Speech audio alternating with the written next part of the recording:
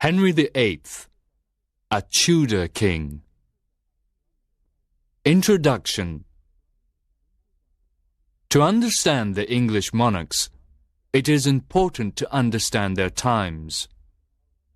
Today, some of their actions seem cruel or extravagant.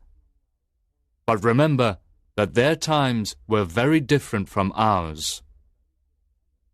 A king or queen of the 16th century had unlimited power. Everyone wanted to please the monarch. Rebels or enemies were eliminated. Executions were a common event in Europe. Henry VIII was the son of Henry VII, the first Tudor king. He became king during the Renaissance, a time of great change. The Renaissance brought new ideas to art, science, and philosophy. However, many of these new ideas clashed with the Church. So, the Church and religion changed with the Reformation. The geography of the world changed too. Explorers discovered new lands, new people, and new products. All his life, Henry VIII desperately wanted a male heir to keep the Tudors on the throne of England. He had a very complex personality. He had his faults, but he was a brilliant, talented man and an unforgettable monarch. Chapter 1. The Young King.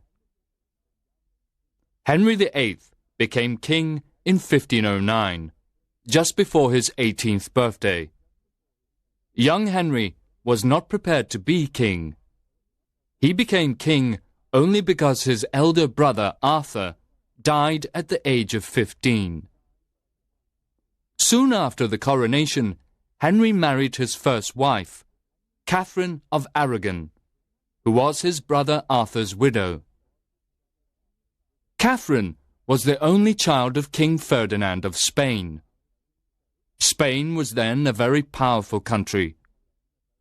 This marriage created a strong alliance between the two countries. Catherine was beautiful and intelligent, and Henry loved her. For almost 20 years they were the perfect royal couple and were happy together. The new king looked like a hero. Henry was handsome and robust. He was 6 foot tall. At that time, most men were about 5 foot 4 inches tall. He had bright blue eyes and red hair. He also had a strong personality. The people of England liked King Henry. Young Henry was strong and full of energy. He loved playing tennis, riding horses, and hunting. He hunted in the forest with hawks. He was a very skilled swordsman and loved mock fights called jousts. Henry was also a great scholar. He spoke English, French, Latin, and Spanish. He studied ancient Greek, religious writings, mathematics, and astronomy. He was an avid reader and encouraged others to read too. He loved music and played several instruments very well: the harp, the organ, the lute, and the virginals. He was a good singer and dancer, and also composed beautiful songs. We can still listen to some of his compositions in England. King Henry was a patron of the arts. Writers, poets, painters, and musicians were all welcome at his court. The famous Dutch scholar Erasmus was Henry's friend. The young king was very busy with banquets, dancing, hunting, and sports. He decorated his castles and palaces with beautiful furniture and paintings. He wore expensive clothes and jewelry and was generous with his friends. Henry did not have much time to govern his country. One of his advisers began to govern England. His name was Thomas Wolsey, a clever man of humble origins. He was a cardinal of the church. Henry desperately wanted an heir to the Tudor throne. Early in 1511, Catherine gave birth to a son. There were great celebrations, but the little prince died after 2 months. King Henry was very disappointed. Chapter 2. War, Peace, and Taxes. King Henry was a very ambitious man. He wanted the glory of a war, and in 1512 he invaded France unsuccessfully. The following year, Henry was more successful. The English won a battle that Henry called the Battle of the Spurs. While Henry was in France, the Scottish king, James IV, invaded northern England. After a violent battle, the English won at Flodden Field. King James IV and thousands of Scots were killed. Henry was pleased with the success in France, and he wanted to return the following year. However, the war cost a lot of money, and only a little land was conquered. Henry's adviser, Cardinal Thomas Wolsey, did not want another war. He convinced Henry to make peace with France. He was a very ambitious and greedy man. In 1515, he became Lord Chancellor of England. He was the most powerful man in the country after the king. Wolsey became very rich. He used his money to build the 1,000-room palace of Hampton Court. He later gave it to Henry to win his favour. During this period, there were many religious problems. The Catholic Church was very powerful and very rich. Many people in England did not like the church or the priests. They were tired of paying high taxes to the church.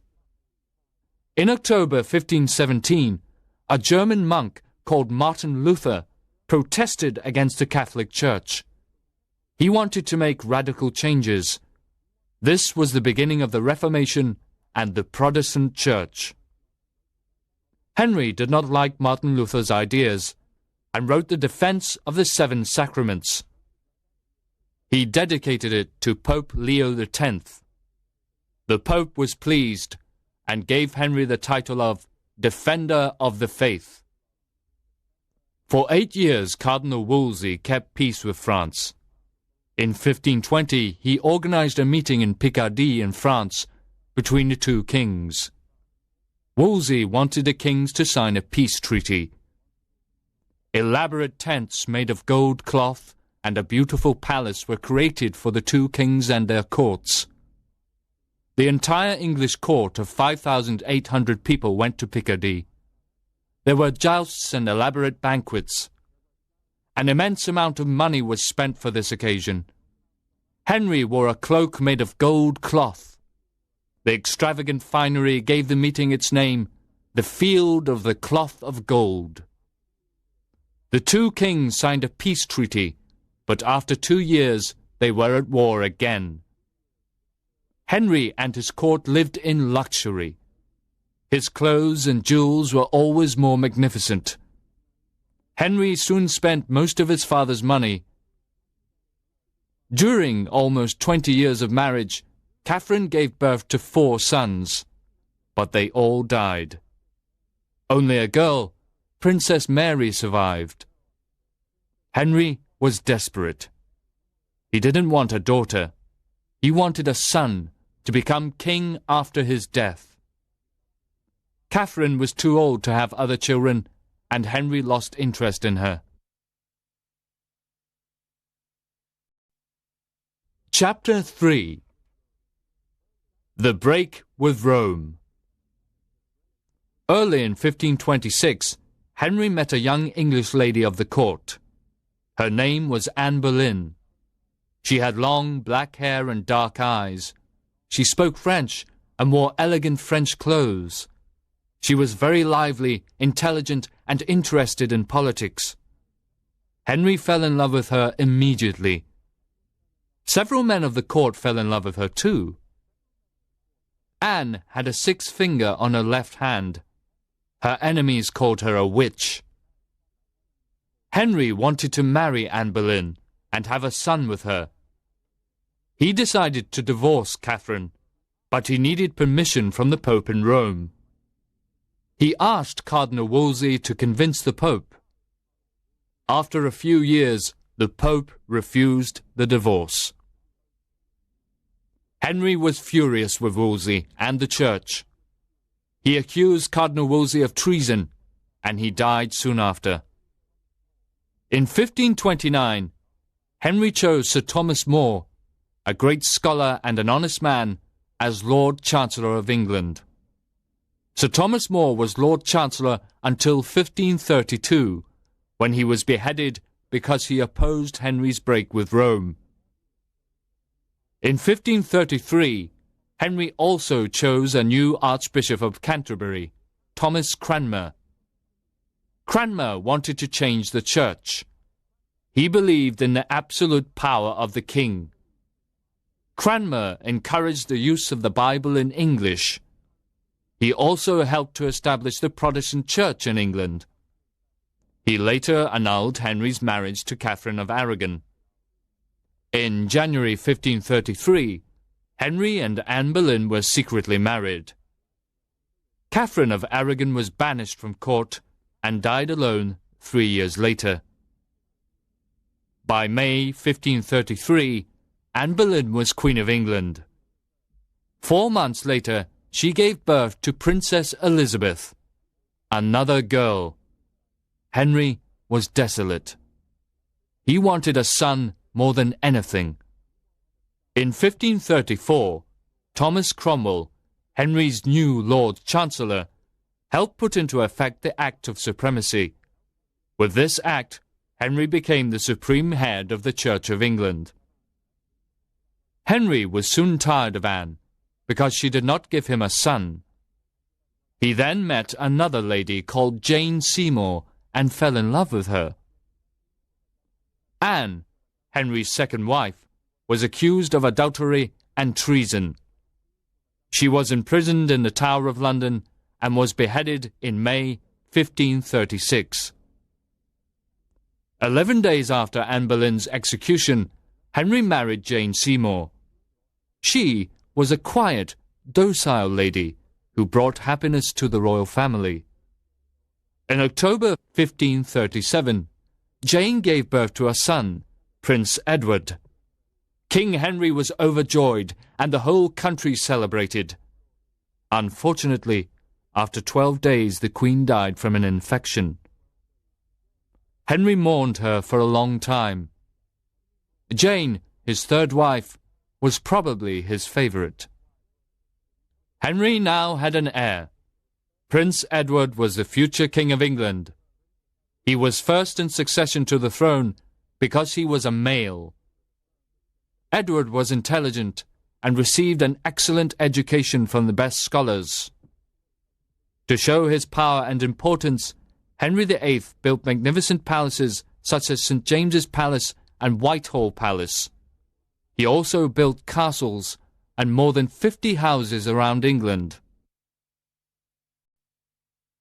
Chapter 4. Henry's later years. In Henry's time, there were about 850 monasteries in England and Wales. The religious orders obeyed the Pope in Rome and not King Henry. The monasteries had rich treasures and a quarter of all the land in England. Henry needed money, so he and his Lord Chancellor Cromwell decided to close the monasteries and take their treasures and land. Between 1536 and 1539, Cromwell sent his men to inspect them. When they returned, they said, "There is corruption in the monasteries." This was a good reason to close them. Cromwell's men took the rich treasures and gave them to the king. They sent away the monks and nuns. Some monasteries were destroyed and others were sold to the nobility. Many were transformed into beautiful houses. The land of the monasteries now belonged to King Henry, who became the richest monarch in Europe. With the money from the monasteries, Henry built castles and fortifications to protect the south coast of England. Deal Castle in Kent was the biggest fort on the coast. It was built in the form of a rose, the Tudor symbol. Henry also built bigger warships. England now had the most powerful navy in Europe. Henry's great warship, the Mary Rose, sank in 1545. In 1982, the remains of the ship were found, and now the Mary Rose can be seen at the naval dockyard in Portsmouth. Henry was now 48. He was very fat, and his health was not good. He became short-tempered and oppressive. Everyone had to obey him. The Tudor court still attracted many artists and musicians. Hans Holbein the Younger was a great German artist. He was the king's royal painter. He painted many splendid pictures of the royal family and the Tudor court. During the 1540s, Henry built an extravagant new palace called Nonsuch Palace in Surrey. A village was destroyed to build it, but it was never completed. Henry's political position in Europe became weak. Spain and France wanted to destroy him. He needed a strong ally. Cromwell convinced Henry to marry a German princess called Anne of Cleves. Henry sent Holbein to Germany to paint her portrait. Holbein painted a lovely portrait of Anne, which convinced Henry to marry her. When she arrived in England, Henry was horribly surprised. She was ugly and fat, and some people said she looked like a horse. She didn't speak English or like music. He was very angry with Cromwell, who was accused of treason and beheaded in 1540. Henry married Anne for political reasons and divorced her 7 months later in July. Catherine Howard became Henry's fifth wife in the same month, July 1540. She was only 19 years old and very frivolous. Catherine was unfaithful, and Henry became furious. She was accused of treason and beheaded in 1542. At this point of his life, Henry wanted a sincere companion and a nurse. He married his last wife, Catherine Parr, in 1543. She was a mature woman of 31, who was gentle and well-educated. In Henry's time, most people did not live past 45. Catherine brought Henry's 3 children to court and took interest in their education. She was a kind and loving stepmother. She also encouraged Henry to found Trinity College, a part of Oxford University. Henry's last marriage was successful. During his later years, there were wars with Scotland and France. These wars cost Henry an enormous amount of money. At last he made peace with France in 1546. Henry's final years were tormented by illness. He was obese. He could not walk and was carried everywhere by servants. He had painful ulcers on his legs, severe headaches, and several other illnesses. Catherine Parr nursed him patiently. In his will, he named his 3 children heirs to the throne. Henry remained a Catholic all his life.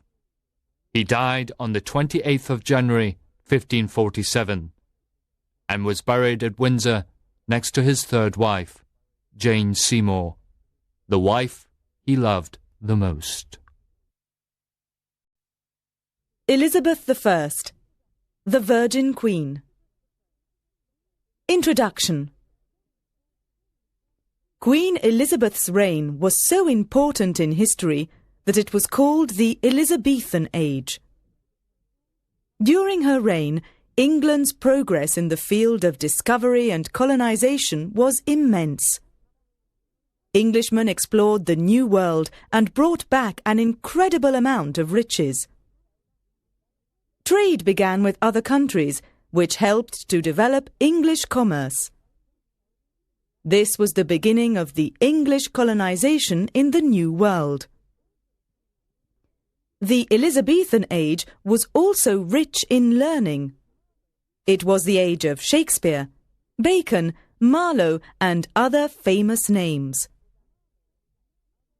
Queen Elizabeth I was an exceptional queen.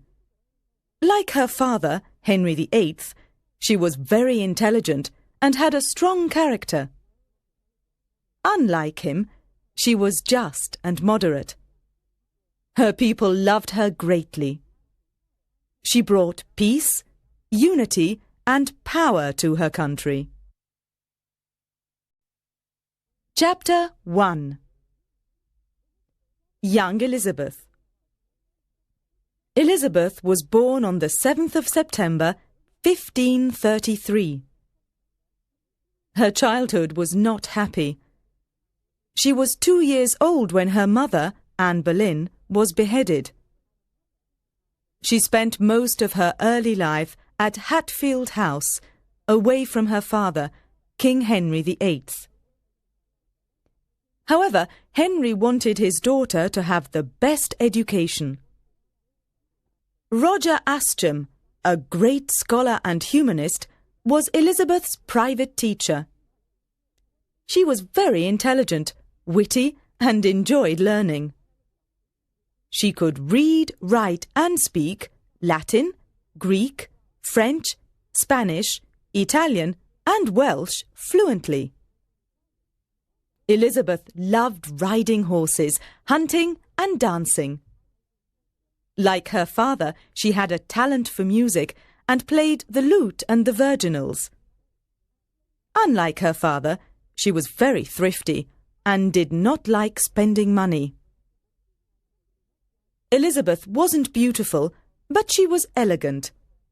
She was thin, of medium height, and very vain. She had red hair, expressive eyes, and lovely hands. When Henry VIII died in 1547, Edward VI became king at the age of 9. But his reign was short. He died of tuberculosis when he was only 15. In 1553, his half-sister Mary, Catherine of Aragon's daughter, became queen. Her mother was a Catholic, and she wanted England to be a Catholic country again. Protestants were persecuted and almost 300 were killed. For this reason, she was also known as Bloody Mary. Young Elizabeth was in danger because she was a Protestant and was very popular with the people. Queen Mary thought Elizabeth plotted against her and imprisoned her in the Tower of London in 1554. Elizabeth never forgot this terrible experience. After 2 months, Mary freed her. On the night of the 17th of November, 1558, Queen Mary died. The bells of London rang and everyone celebrated. Young Elizabeth was the new queen. Elizabeth became queen at the age of 25. Like others of her time, Elizabeth believed in astrology. Her astrologer was John Dee, a famous astronomer. He chose the best day for her coronation ceremony, the 15th of January, 1559. Elizabeth was loved by the people, but she was still in danger. The kings of France and Spain wanted to invade England and bring back the Catholic faith. The young queen was alert, clever, and prudent. She carefully chose advisers who were honest, loyal, and experienced. William Cecil was Elizabeth's Secretary of State and her most important minister. He was her dear friend, and she trusted him completely. Cecil served her for 40 years.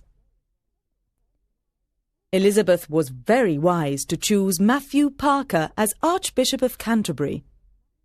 He established a moderate Church of England and created a compromise between Catholics and extreme Protestants.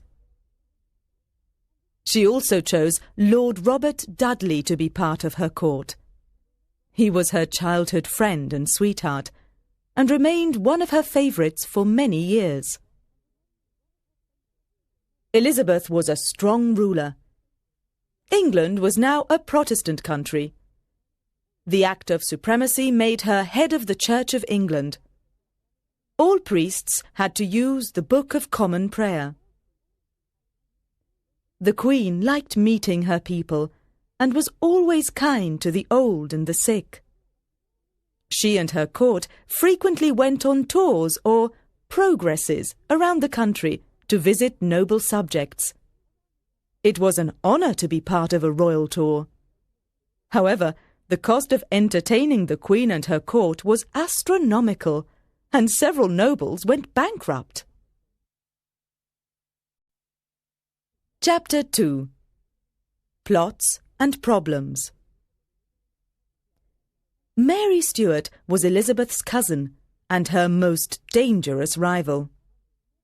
She was a Catholic, and many Catholics wanted Mary to be the Queen of England.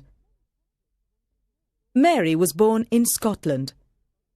She was the daughter of James V, King of Scotland, and Mary Guise, a French noblewoman. Mary became queen when she was only 1 week old. Since there were political problems in Scotland, Mary went to France at the age of 5. She had a happy childhood in the luxurious French court. She married the French Dauphin Francis and became Queen of France for a short time. In 1560, her husband, the young King of France, died, and she returned to Scotland. Scotland was a Protestant country, but the Scots accepted her as their queen. Mary was very beautiful, charming, and fun-loving. This worried Queen Elizabeth. At this time, something terrible happened. Elizabeth caught smallpox, a disease that killed many people in those days. She was dangerously ill for many days. Elizabeth's German doctor saved her life. Smallpox scars remained on Elizabeth's face all her life. She always wore white powder and cosmetics to hide the scars. Parliament wanted Elizabeth to marry as soon as possible. It was important to have an heir to the Tudor throne. Several foreign monarchs wanted to marry Elizabeth. The Archduke of Austria, Ivan the Terrible, Tsar of Russia, the King of France, and the King of Spain. Many noblemen of her court wanted to marry her too.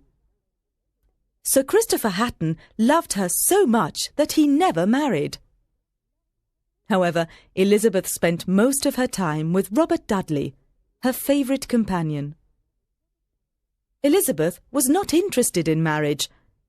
She feared that a foreign king was dangerous for England, and she did not want to divide her power with anyone. In 1566, Robert Dudley, the Earl of Leicester, said, "I really believe the Queen will never marry." He was right. However, Parliament insisted. One day, Elizabeth became angry and said, "I am already bound unto a husband, which is the kingdom of England." Elizabeth was afraid of a bad marriage. She had the example of her mother and of her cousin, Mary Stuart. After returning to Scotland, Mary married her cousin, Lord Darnley, in 1565. Soon after the marriage, she hated him. Early in 1567, Darnley was killed. Many people suspected Mary and her lover the Earl of Bothwell. When she married the Earl of Bothwell, the Scots were furious, and she escaped to England. Mary was now a real danger for the Queen. She was on English soil. Catholic nobles began plotting against Elizabeth in favour of Mary. Elizabeth decided to imprison Mary in a remote castle. She remained there for 19 years. Other plots against Elizabeth were discovered, but she didn't want to execute her cousin. In 1586, Mary was finally accused of treason, and in 1587, she was beheaded. Chapter 3. Exploration and Discovery. In 1492, Christopher Columbus, an Italian navigator who sailed from Spain, discovered the New World. Now there were new countries to colonize. During the 1500s, Spain and Portugal controlled sea travel on the Atlantic Ocean. England and other countries wanted to discover new trade routes to reach the Pacific Ocean. This was Elizabeth's biggest preoccupation, and she sponsored many voyages. Spain was the richest and most powerful country in Europe. Its empire extended to the West Indies, Central and South America. Spain and Portugal shared their treasures with the Pope in Rome. The Spanish explorers took gold, silver, jewels and other riches from the natives and transported them to Spain on their galleons. Each galleon carried immense treasure.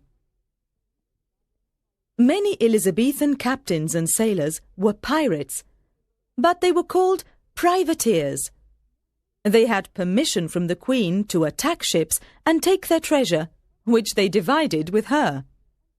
This was a common practice at that time. Francis Drake, Sir John Hawkins, and Thomas Cavendish were three famous privateers. Elizabeth affectionately called Drake "my pirate."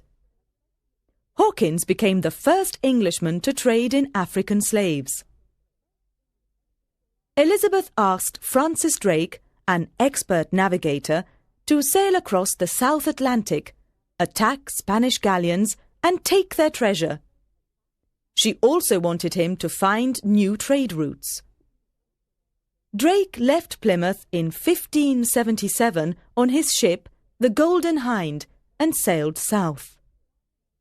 He attacked several Spanish galleons on the South American coast. Then he sailed up the Pacific coast and landed in Northern California in 1579. He stayed there a month and claimed California for Queen Elizabeth.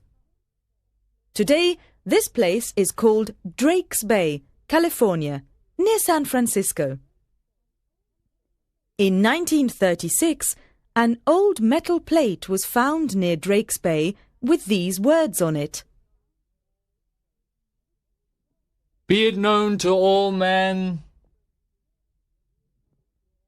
June 17, 1579, by the grace of God and in the name of Her Majesty Queen Elizabeth of England. Forever I take possession of this kingdom, to be known unto all men as Nova Albion. Francis Drake. No one knows if this metal plate was Drake's or not. Drake then sailed across the Pacific Ocean and reached the East Indies. From there, he sailed around the Cape of Good Hope and returned to England in 1580 after 3 long years. Drake became the first Englishman to circumnavigate the globe. His voyage is memorable because he navigated in very difficult and dangerous conditions.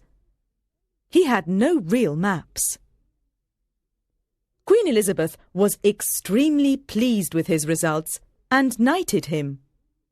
She also gave him a special sword to use on England's enemies.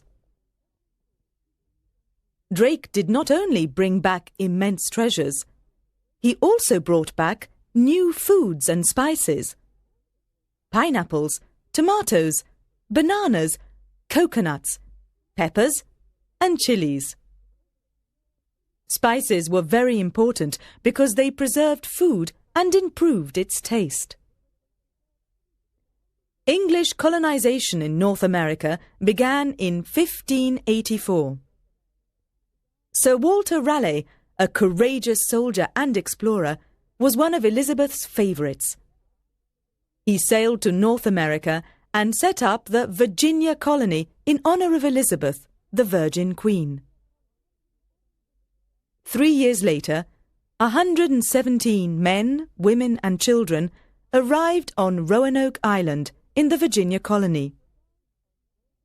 Living conditions were very difficult, and many Indians were unfriendly. By 1590, the colony was abandoned. No one knew what happened to the colonists. Sir Walter Raleigh brought back potatoes and tobacco from the Virginia colony. He introduced pipe smoking to the Elizabethan court, and it soon became popular. This was the beginning of the tobacco trade and industry. Chapter 4. The Spanish Armada. England and Spain were enemies for many years. The King of Spain, Philip II, was angry with Elizabeth for several reasons. The religious conflict was a growing problem, and Philip wanted to bring back the Catholic faith to England. For many years, English pirates and privateers attacked Spanish galleons and took their rich treasure. This exasperated Philip. In 1585, Elizabeth sent an army to help Dutch Protestants fight the Spanish. When Mary Stuart was beheaded, Philip was furious. He decided to invade England and take the throne from Elizabeth. The Pope strongly supported his plan. The Spanish Armada had about 130 big ships and about 28,000 men. It was commanded by the Duke of Medina Sidonia. Elizabeth knew about Philip's plan. She ordered her best captains, Sir Francis Drake, John Hawkins, and Martin Frobisher, to prepare for the attack. England had a powerful navy of about 160 smaller ships and about 14,000 men. It was commanded by Lord Howard of Effingham, one of Elizabeth's cousins. In 1587, Drake attacked 30 Spanish galleons by surprise in Cadiz, Spain. "I have singed the King of Spain's beard," he said proudly. His brilliant action pleased Elizabeth and hurt the Spanish. Elizabeth did not like war, but she was determined to defend England. Before the Spanish attack, she visited her army and said, "I have the body of a weak woman, but I have the heart and stomach of a king." She was a courageous woman. In July 1588, the impressive armada sailed up the English Channel. The weather was against the Spanish. The English attacked at Plymouth, using new tactics to surprise the enemy. After several sea battles, the armada reached Calais. Lord Howard sent 8 fireships to Calais. When the Spanish saw them, they were terrified and immediately left the port. There were other sea battles, and both countries fought courageously. In the end, the armada was badly defeated and returned to Spain with only 67 ships. This was a glorious victory for England, but it was a disaster for Spain. After this defeat, Spain slowly lost its sea power. By 1590, Elizabeth was almost 60 years old. She was still healthy and energetic, but her aspect changed. She wore a red wig, and her face was covered with heavy white makeup. Her teeth were in very bad condition. However, she was still vain. Every morning she spent more than 2 hours getting ready. She had about 3,000 magnificent dresses and innumerable splendid jewels. She was always very careful with her personal hygiene and took a bath once a month. She hated bad odours and loud noise. Elizabeth's court was a centre for playwrights, artists and musicians. Edmund Spenser's famous work, The Fairy Queen, was dedicated to Elizabeth. English drama flourished during this period. William Shakespeare was born on the 23rd of April, 1564, in Stratford-upon-Avon. His father was a glove maker. He attended school at Stratford until he was 15. When he was 18, he married Anne Hathaway, and they had 3 children. He went to London in about 1587, before the sea battle of the Spanish Armada. With England's brilliant victory over the Armada, the great English literary renaissance began, and Shakespeare became the most famous English writer of all time. In London, he worked as an actor and began to write plays and poetry. By 1592, William Shakespeare was famous in London. His plays were very successful, and he became a rich man. He wrote 38 tragedies, comedies, and historical plays. Some of his best-known plays are Hamlet, Macbeth, The Merchant of Venice, A Midsummer Night's Dream, and Romeo and Juliet. He and his group often performed for Queen Elizabeth and her court. People of all social classes started going to the theatre. In London, open-air theatres became very popular. Shakespeare's spectators were a noisy crowd. They talked, laughed, shouted, ate and drank during the performances. In open-air theatres, plays began in the afternoon when there was plenty of light. When it rained, many of the spectators got wet. Women's roles were played by young men because women did not act in the theatre. Shakespeare's plays were performed at the Globe, the Swan and the Rose Theatres. Shakespeare died on his birthday in 1616 and was buried in Stratford-upon-Avon. Other important Elizabethan playwrights were Ben Jonson and Christopher Marlowe. Elizabeth's last favourite was the handsome Earl of Essex. She loved him dearly, although he was 34 years younger than her. She made him a military leader, but he betrayed her. He was accused of treason and beheaded in 1601. In 1603, Elizabeth was 70 years old. She ate very little and was weak. She died on March 24th, 1603, and was the last Tudor monarch. She named James VI of Scotland, the son of Mary Stuart, heir to the throne. Her people mourned her for a long time. Her reign lasted 44 years. Under Elizabeth, trade grew, Spain was defeated, and England became a European power. Victoria, Mother of the Empire. Introduction. Queen Victoria reigned longer than any other British monarch, 63 years. She was an honest, highly dedicated monarch and was dearly loved by her people. During her reign, Britain became the richest and most powerful nation in the world. The Victorian age was a time of great change in the way people lived and worked. The train replaced the stagecoach, and electricity was used for lights. It was also a time of exceptional achievements in science and industry. In other parts of the world, photography, cars, and telephones were invented.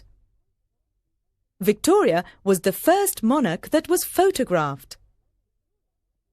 Charles Dickens, Emily and Charlotte Bronte, Robert Louis Stevenson, Oscar Wilde, and other great writers created their masterpieces during the Victorian age. The British Empire grew and expanded around the world. It became so vast that the sun never set on it. Commerce and industry prospered and created a lot of wealth. People moved from the country to industrial towns and cities to work in factories. This was the beginning of the Industrial Age. Chapter 1. The Lonely Princess. On the 24th of May, 1819, a little princess was born at Kensington Palace in London. Her name was Alexandrina Victoria. She was the daughter of the Duke of Kent, King William's brother, and a German princess, Victoria of Saxe-Coburg. Victoria's father died when she was a baby. Her childhood was lonely and dull. She had no friends to play with. Her favourite toys were dolls. She rarely went out because her mother was very protective. She grew up with her mother and her strict German governess, Baroness Lehzen. Victoria adored Baroness Lehzen. Victoria later wrote that she had no brothers or sisters to live with, never had a father, and did not know what a happy home life was. The young princess loved animals and had 3 pets: a dog called Dash, a canary, and a parakeet. She had private lessons in many subjects from 9:30 in the morning to 6 in the evening. She loved singing and dancing. At the age of 12, Victoria said, "I see I am nearer the throne than I supposed." On that day she made a promise. "I will be good." When Victoria was 13, her mother decided that she must see Britain and that the British people must see her. The young princess travelled to Wales, the Midlands, Yorkshire, and the South Coast. She was welcomed with enthusiasm everywhere. These journeys were not a holiday, but a part of her education. Victoria wrote about her journey in her diary. She did not know that thousands of poor children worked in factories and mills in terrible conditions. They never went to school and often died at a young age. She also learned that working people lived in small, dark houses and were often hungry. On Victoria's 17th birthday, her German cousin, Prince Albert, came to visit her. Victoria liked him immediately. Her mother thought Prince Albert was the ideal husband, and Victoria agreed. At 5 in the morning, on the 20th of June, 1837, Victoria received the news. King William IV died that night, and she was now the Queen. She was only 18 and knew very little about government or politics. At 11:30 that morning, she went to meet her advisers, the Privy Councillors. She spoke and behaved calmly, and everyone admired her. The young Queen now lived at Buckingham Palace, away from the strict control of her mother. Victoria enjoyed going to the opera and the ballet, and began horse riding. Since she was short, she felt taller on a horse. Lord Melbourne, the Prime Minister, was the most important person in Victoria's early years as Queen. He was a kind and loyal friend. He gave her advice and helped her understand politics and government. In 1839, Victoria's cousin, Albert, visited her again. This is what she wrote in her diary. Albert really is quite charming and so excessively handsome. My heart is quite going. Victoria loved Albert and proposed to him. Albert could not propose because he was of lower rank.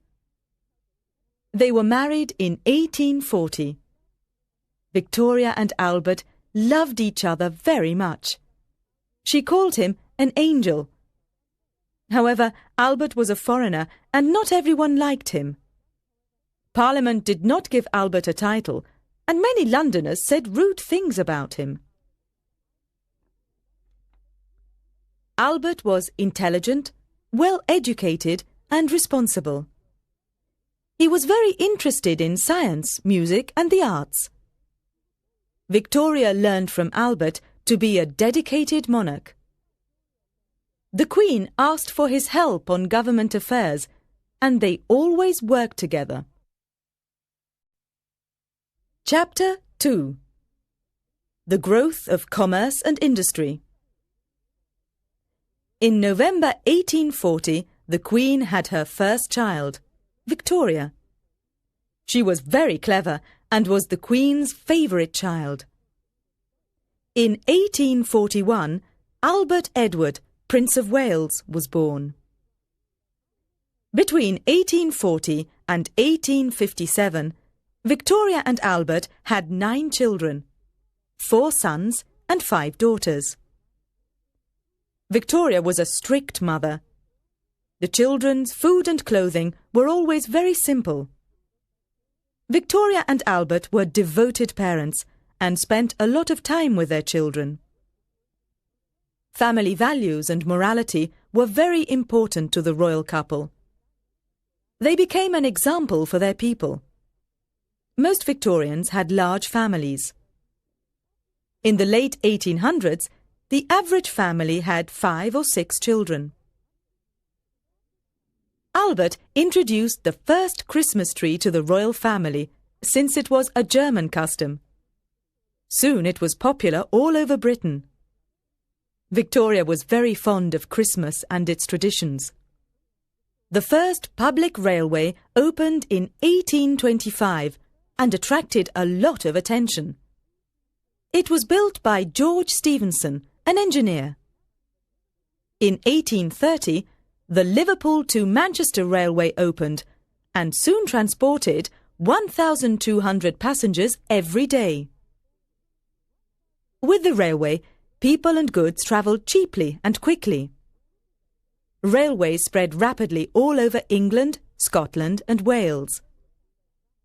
People started going to the seaside and seaside towns developed.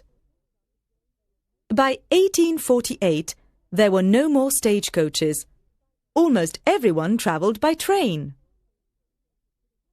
In 1842, Victoria and Albert took their first train ride. The Queen liked the speed, comfort and privacy of the train.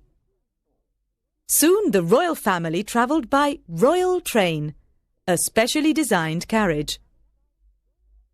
In 1840, the first national postal system was created, and the penny black became the first adhesive postage stamp. Victoria's profile appeared on it. It cost only 1 penny to send a letter anywhere in Great Britain. Today, the red Victorian letterboxes are still used. Victoria had 3 royal houses, but she didn't like any of them. She wanted a private, remote family home. She and Albert bought a large estate called Osborne on the Isle of Wight. Victoria loved Osborne and was very happy there. In 1847, the royal couple bought a house in Scotland, Balmoral Castle. It was surrounded by green hills and forests. Victoria liked the fresh, clean air, and Albert liked hunting and fishing. Poverty was a big problem in 19th century Britain. Working people had a very difficult life. Adults and children worked long hours in factories in dangerous conditions. They were usually hungry and often ill. Squalid houses, unclean water and dirty streets caused many diseases. The air was full of smoke and fog. People did not live long in these conditions. People without work lived on the streets. They were beggars or thieves. Others lived in workhouses. Some Victorians tried to help the poor. Dr. Barnardo opened a home for orphans in London. Charles Dickens wrote about these social problems in his novels, for example in Oliver Twist and David Copperfield. Social reforms were seriously needed. In 1847, the 10-Hour Act limited the working day of women and children to 10 hours a day.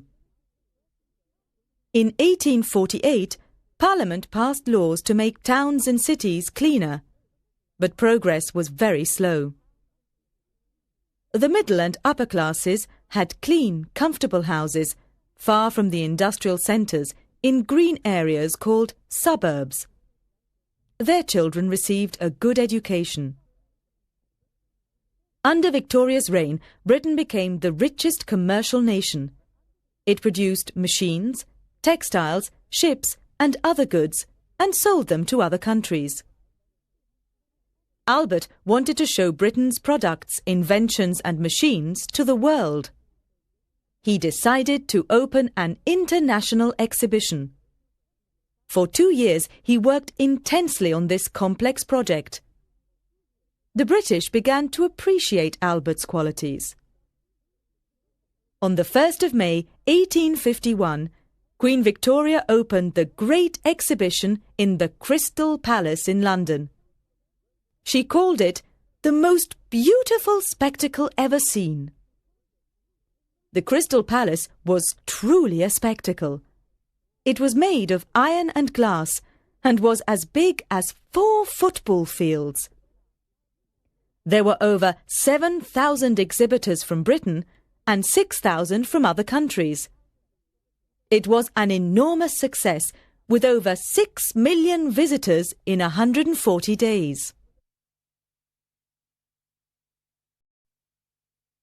Chapter 3.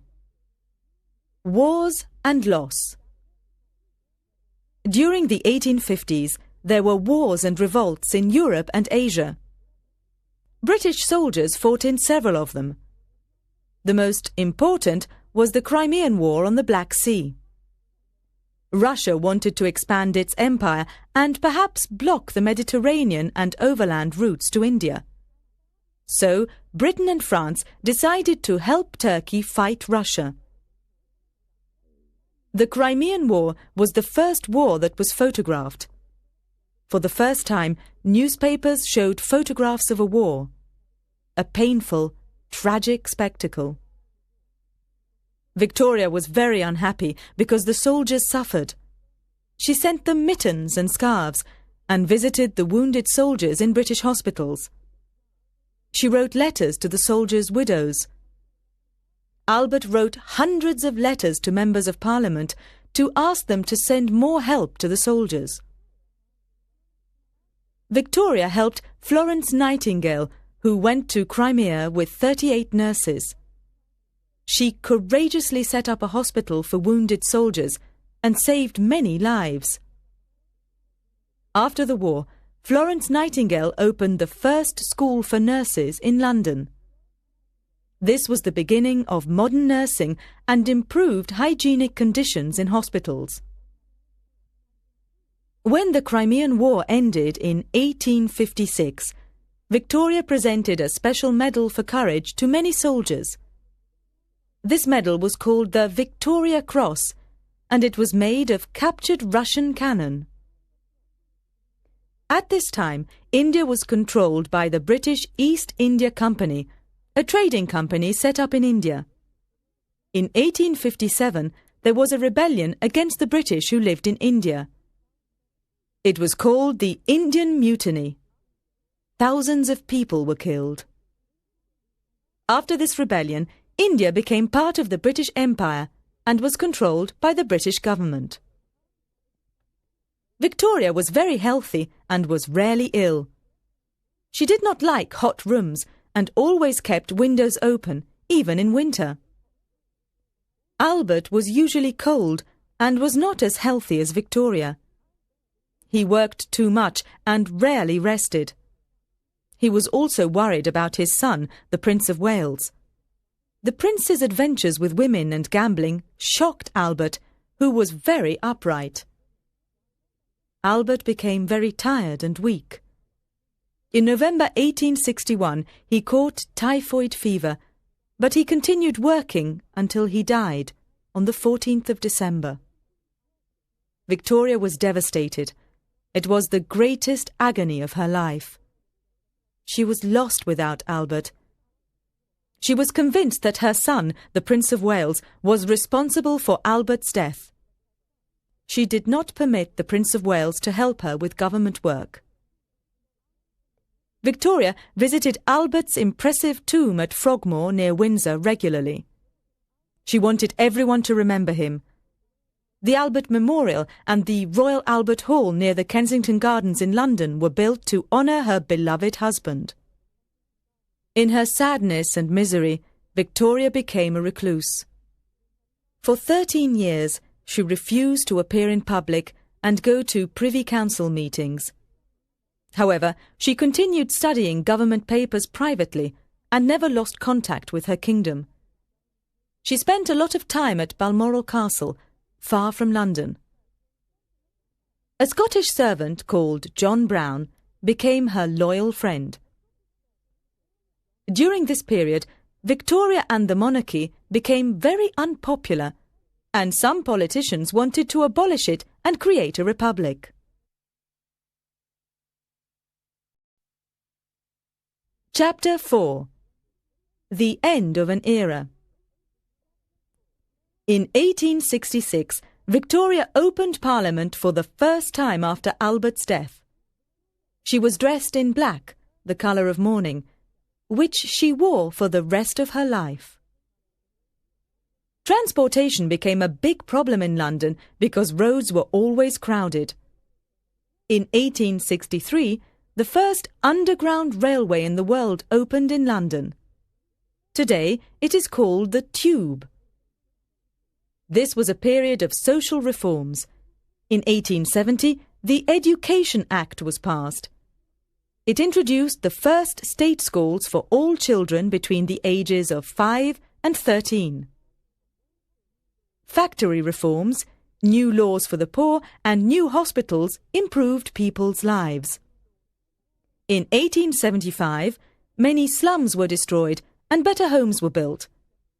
However, poverty was still a big problem. In 1878, the American inventor, Alexander Bell, showed the Queen his invention, the telephone. Victoria was astonished. She was even more astonished to learn about the invention of a new means of transport, the automobile. This was a period of revolutionary change. At this time, Victoria's favourite Prime Minister was Benjamin Disraeli, a witty, intelligent man. He got along well with the Queen and encouraged her to return to public life. Disraeli wanted to expand the British Empire. His political rival, William Gladstone, wanted to limit it. Victoria did not like Gladstone. He complained about the cost of the Albert Memorial. Victoria liked Disraeli's idea of a bigger and stronger British Empire. In 1869, the Suez Canal, built by the French, opened and created an important trade route to India and the East. Great Britain bought shares in the canal to secure Britain's power in the East. India was an important colony with its production of tea, silk and cotton. Victoria was fascinated by India. and was delighted to become Empress of India in 1876. The British Empire expanded rapidly with the addition of Borneo, Burma and New Guinea. David Livingstone was a British missionary and a great explorer. In the 1850s, he travelled extensively in Africa and made the first maps of Central Africa. He discovered 6 lakes, rivers, mountains and the biggest waterfall in the world, called Victoria Falls, in honour of the Queen. Henry Morton Stanley explored Lake Tanganyika and the Congo River. In the 1880s, Britain took control of large parts of Africa: Egypt, Nigeria, Kenya and Uganda. In 1883, there was a war in Sudan and rebels destroyed the British command in Khartoum. From its African colonies, Britain got cocoa, coffee and diamonds. On the 20th of June 1887, Victoria celebrated her 50 years as Queen. The following day, she rode through London in an open carriage for the spectacular Golden Jubilee celebrations. The streets were full of cheering people. A procession of royal guests from all over the world rode in front of Victoria. There were kings and queens from Europe, the Crown Prince of Prussia, and princes from India, Japan, and Siam. Victoria was very fond of music and liked singing arias from the comic operas of Gilbert and Sullivan. The Mikado, the Pirates of Penzance, and HMS Pinafore are their most famous operas. However, it was the famous British composer Edward Elgar who wrote music for the great celebration.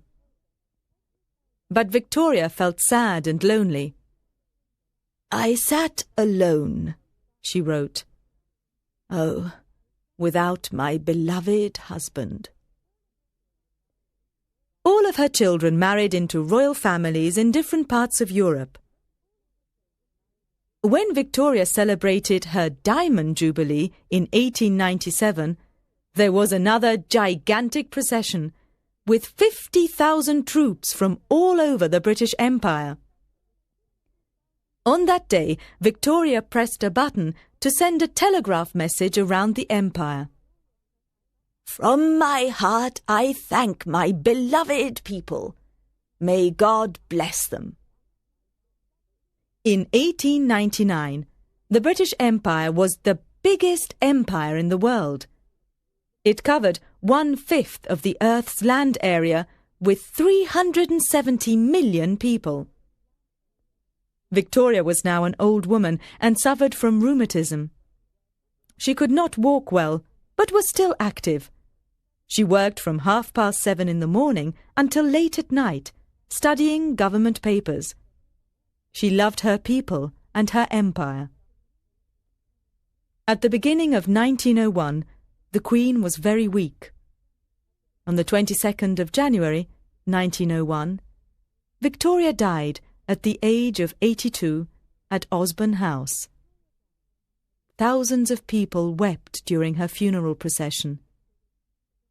She was considered the mother of the British Empire. She was buried beside her beloved Albert at Frogmore, near Windsor.